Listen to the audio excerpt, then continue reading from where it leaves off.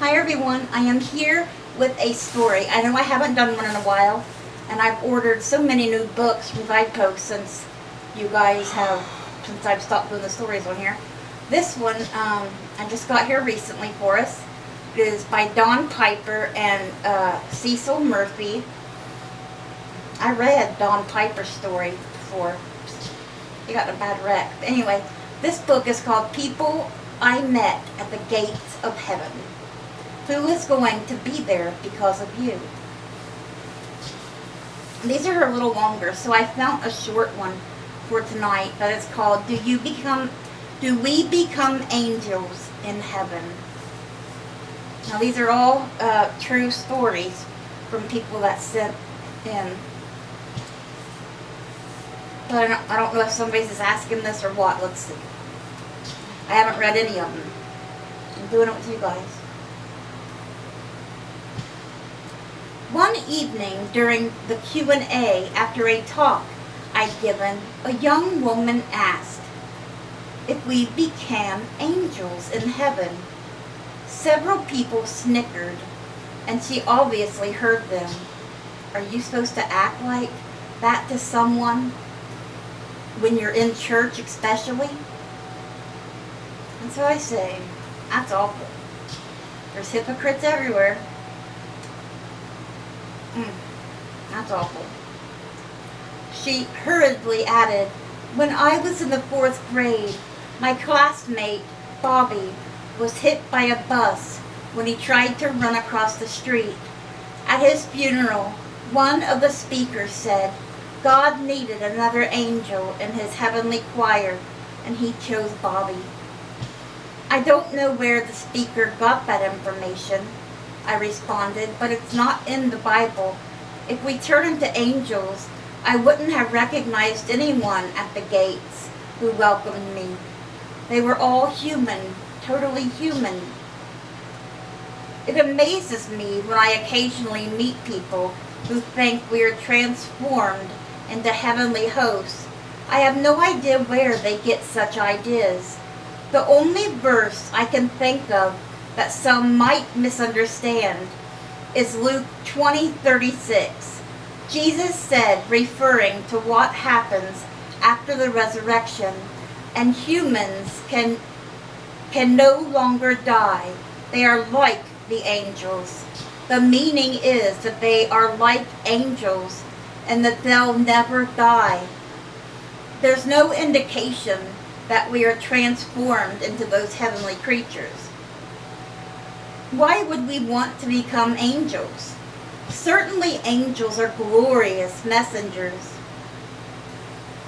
with all kinds of amazing powers, but the Bible strongly implies that humans are the zenith of God's creation.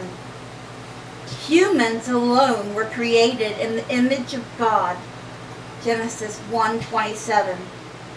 Jesus' sacrifice tells us that we are the center object of the love of God and his never-ending quest to enjoy fellowship with us. Angels are eternal beings. When the Lord spoke to Job, he asked, where were you when I laid the earth's foundations, while the morning stars sang together and all the angels shouted for joy? Job 38, verses 1-7. The New Testament writes in Greek, uses agalios, which means messenger. The Hebrew word malach means the same thing. Their primary function is expressed by their name. They are divine messengers. I firmly believe an angel was holding my right hand, providing me strength and comfort in my gruesome collision, because he was in a really bad car accident. And it was the angels who bore me up to heaven when I died, Luke 16:22. Let's stop here and notice that the angels are doing the heavy lifting. That's their role in God's scheme of things. They were ministering to a human being the enormous object of His love. We don't become angels in heaven, created in the image of God. We will dine at His table. See Revelation 19:9.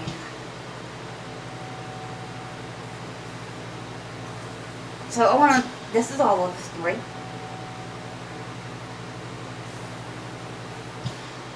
I want to tell you this part up here.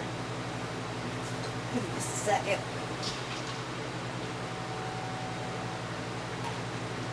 My mouth is extremely dry today.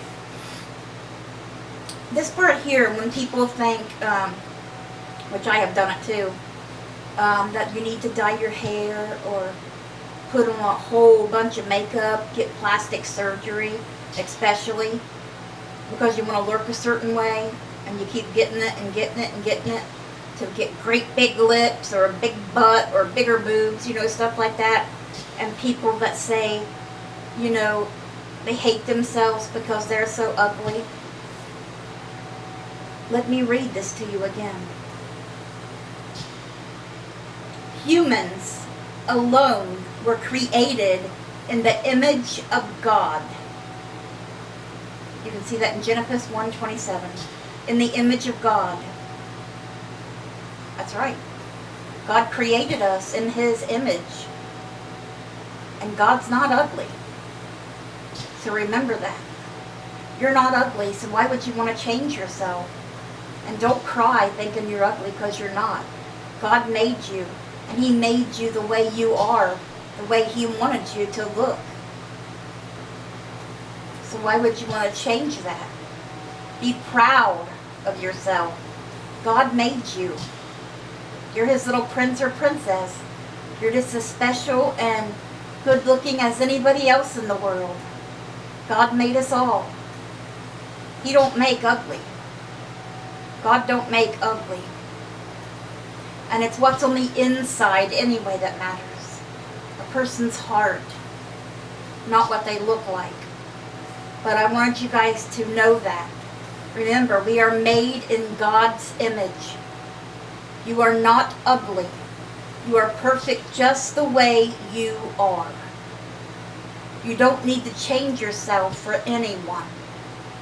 For anyone. If you got a man that wants you to change your body or face or whatever, he don't really love you, I wouldn't think. He just wants you to look a certain way. And if he really loved you, he would not want you to change. He wouldn't want you to look different. Just so he could have a hot girlfriend or a hot wife. And same thing goes for husbands, women talking to their husbands, because men get surgery, plastic surgery and stuff too. No, you're perfect just the way you are. Just the way you are. Okay, guys, I hope you enjoyed that story tomorrow. I hope you guys have a great rest of your night. Let's bring those souls to Jesus, and God willing, we'll see you guys again tomorrow with another story. Love you guys. Good night. God bless you.